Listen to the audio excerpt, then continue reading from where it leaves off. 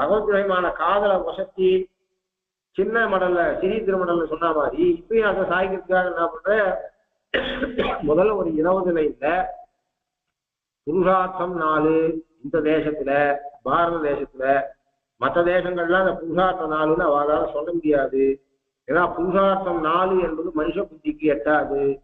அது வேதத்தை அடிப்படையாக கொண்டது. அந்த வேதமானது பிரம்மாவினாலே லோகத்துல பரப்பப்படுறது. அந்த பிரம்மா பகவானுடைய உந்தி தாமரையில பிறந்தவன், உந்தி தாமரையில இருக்கான். பகவான் அவனுக்கு வேதத்தை உபதேசிக்கிறான். அவன் அப்படிப்பட்ட, அதாவது சதுர்வித புருஷார்த்தம் லோகத்தில் இருக்கிறது வேதத்தினாலே. அந்த வேதத்தை பரப்புறவன் பிரம்மா,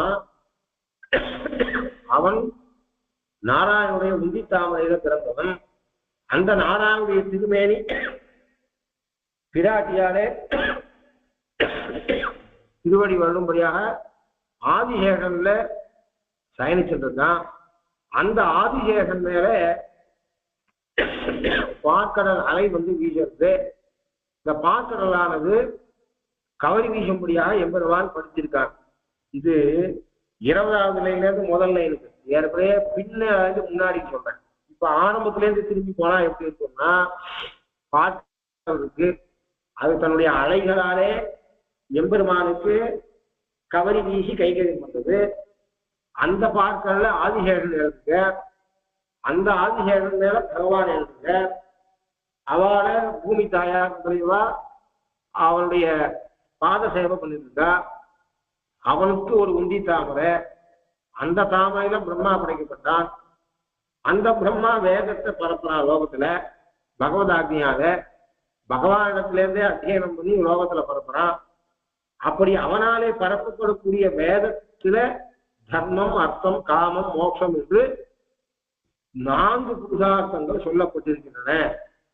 இதுவரை ஒரு பாகம். அந்த 4 புருஷார்த்தத்துல மனித காதல் இல்லாமல் பகவான் விஷயத்துல இருக்கக்கூடிய காதல் என்பதுதான் உயர்ந்த புருஷார்த்தம் என்று என்னோட எண்ணம்னு சொல்லி, அந்த புருஷார்த்தம் நிறைவேறாததுனாலே நான் மடம் எடுக்கிறேன்னு சொல்லி மேல கிரந்தத்தை எடுத்துட்டு போகிறேன். ஆரம்பத்துல மன்னிய பல் புரிசே ஆயிரவாய் வாழவன். அப்ப ஆரம்பத்துல பாற்கடல்ல ஆதிசேஷன் இருக்கிறத வர்ணிக்கிறார்.